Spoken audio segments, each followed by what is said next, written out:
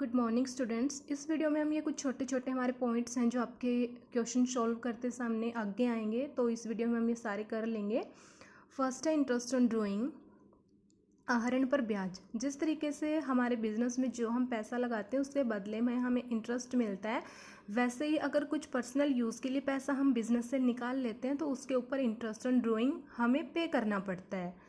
तो नॉर्मल तो क्वेश्चन में आपको क्या मिलता है कि अमाउंट आपका दिया हुआ होता है, परसेंट आपको दी हुई मिलती है, टाइम भी आपका दिया हुआ होता है, यानी कि डेट आपको बताई जाती है कि कब आपने ये पैसे निकाले। तो जब निकाले उसी डेट का हिसाब लगा के आप इजीली इंटरेस्ट ऑन ड्राइंग निकाल सकते हो, क्योंकि सारी की सारी वो चीज़ें आपके पास हैं जो इंटरेस्ट ऑन ड्राइंग निकालने के लिए आपको चाहिए। लेकिन क्वेश्चन में जब ये ना बताया गया हो कि ड्राइंग कब करी है, पैसा कब बिजनेस से निकालना है पार्टनर ने, ये आपको ना बताया हुआ हो, तो आपने क्या करना है, आपने उसको 6 महीने की ड्राइंग मान के इंटरेस्ट लगा देना है। 6 महीने का आप टाइम पीरियड मानोगे, उसके बाद जो अमाउंट आपको दी गई है और जो रेट आपको दी गई है, आप अपना इंटरेस्ट ऑन ड्राइंग है कैलकुलेट कर लोगे।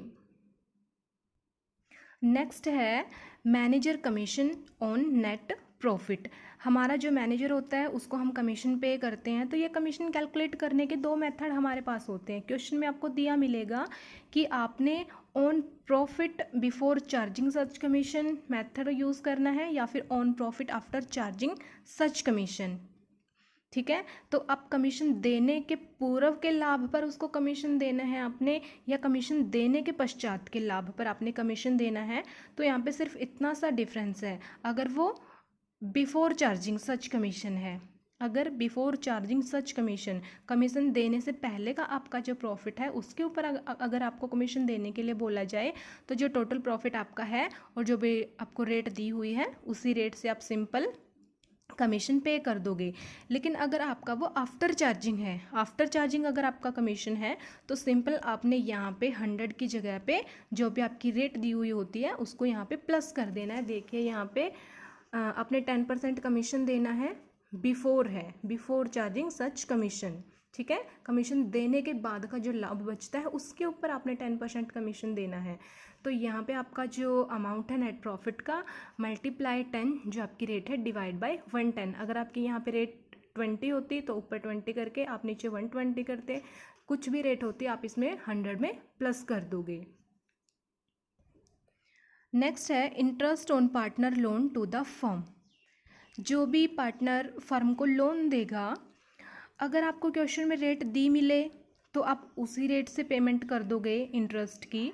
बट जब आपको क्वेश्चन में प्री डिस्क्राइब्ड कोई रेट ना दी मिले, तब आपने इसको 6% रेट मानना है। जैसे हमने इंटरेस्ट ऑन ड्राइंग में किया था, वहाँ पे आपको डेट फिक्स नहीं थी कि किस डेट पे पैसा निकालना है, लेकिन यहाँ पे आपको अमाउंट तो दे रखा है बट आपको परसेंट नहीं दे रखी कि कितना परसेंट हमने पे करना है, तो आप यहाँ पे उसको 6% मान लोगे।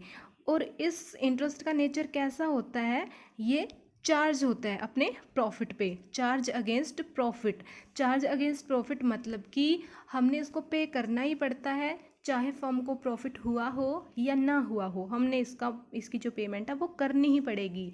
इसकी अकाउंटिंग ट्रीटमेंट हम क्या करते हैं, ये जो लोन हमारा दिया पार्टनर ने, इसके ऊपर जो इंटरेस्ट होगा, इसको हम profit and loss appropriation account में जो प्रॉफिट जाएगा उससे पहले ही लेस कर देते हैं। यानी कि profit and loss appropriation account में जो आपका प्रॉफिट होता है, जो आप प्रॉफिट एंड लॉस अकाउंट से लेके जाते हो, तो उसमें ऑलरेडी आपका जो इंटरेस्ट ऑफ लोन है वो आपने लेस करना है।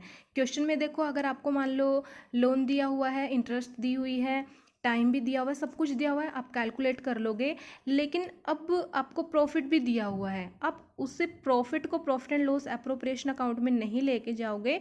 सबसे पहले आपको क्या करना पड़ेगा, प्रॉफिट एंड लॉस अकाउंट के डेबिट में वो इंटरेस्ट ऑन लोन डालना पड़ेगा। प्रॉफिट एंड लॉस अकाउंट के डेबिट में डालने का क्या मतलब है कि खर्चा हो गया हमारे बिजनेस का, तो हमारा जो प्रॉफिट है वो कम हो गया। प्रॉफिट एंड लॉस अकाउंट में मान लो हमारा 50,000 का प्रॉफिट हुआ था, कैलकुलेट हमने किया था, अब हमारा 1,000 है इंटरेस्ट और हमने पे करना पड़ा लोन के ऊपर, तो अब हमारा जो नेट प्रॉफिट है प्रॉफिट एंड लॉस अप्रोप्रिएशन में जाने वाला वो कितना होगा, 49।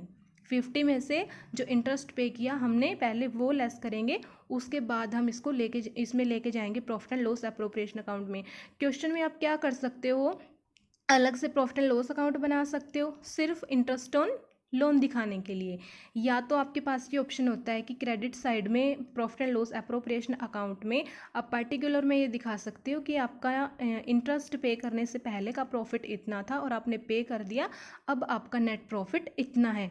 चाहे तो आप प्रॉफिट एंड लॉस अकाउंट में वो डेबिट करके अलग से प्रॉफिट एंड लॉस अकाउंट दिखा सकते हो, चाहे तो आप प्रॉफिट एंड लॉस अकाउंट के एप्रोप्रिएशन अकाउंट में अलग से पर्टिकुलर में ये डिटेल में लिख सकते हो कि आपने इतना लेस कर दिया है यहीं पे और अब हमारा इतना अमाउंट बचा है पार्टनर में डिस्ट्रीब्यूट करने के लिए।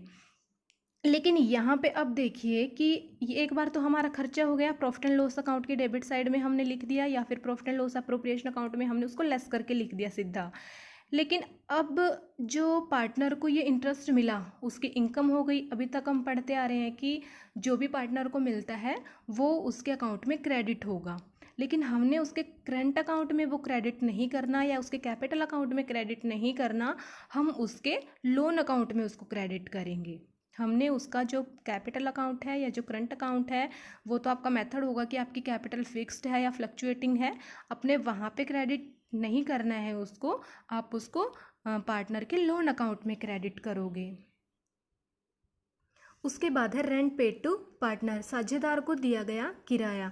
जिस तरीके से हमारा जो इंटरेस्ट ऑन लोन था वो चार्ज अगेंस्ट प्रॉफिट था, वैसे ही आपको क्वेश्चन में ये पार्टनर को कई बार क्या होता है कि रेंट पे किया हुआ होता है, तो ये भी आपका चार्ज अगेंस्ट प्रॉफिट होता है, यानी कि ये प्रॉफिट का डिस्ट्रीब्यूशन नहीं होता। जो आपका प्रॉफिट दिया हुआ होगा और आपको अगर रेंट पे किया है आपने किसी पार्टनर को रेंट पे किया है तो आप अपने टोटल प्रॉफिट में से उसको लेस करोगे, देन आपका जो प्रॉफिट बचेगा वो आपके पार्टनर के लिए अवेलेबल होगा। तो जिस तरीके से आपने profit and loss appropriation account के क्रेडिट साइड में इंटरेस्ट ऑन लोन को लेस करने के बाद बची हुई अमाउंट डाली थी, तो सेम आप वैसे ही profit and loss appropriation account के क्रेडिट साइड में ये जो रेंट आप पे करोगे इसकी अमाउंट को लेस करने के बाद की अमाउंट डालोगे। आप वैसे ही इसके लिए अलग से प्रॉफिट एंड लॉस अकाउंट बना सकते हो सिर्फ रेंट पेड टू पार्टनर के लिए।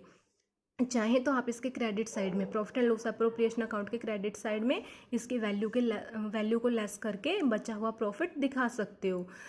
तो अभी हमने पढ़ा था कि जैसे इंटरेस्ट ऑन लोन होता है वो हमने पार्टनर के करंट अकाउंट में या कैपिटल अकाउंट में क्रेडिट नहीं करना होता, हम उसको अलग से लोन अकाउंट में क्रेडिट करते हैं। लेकिन आपका जो रेंट पेड टू पार्टनर है ये आप इजीली करंट अकाउंट में या कैपिटल अकाउंट में क्रेडिट आपने करना है।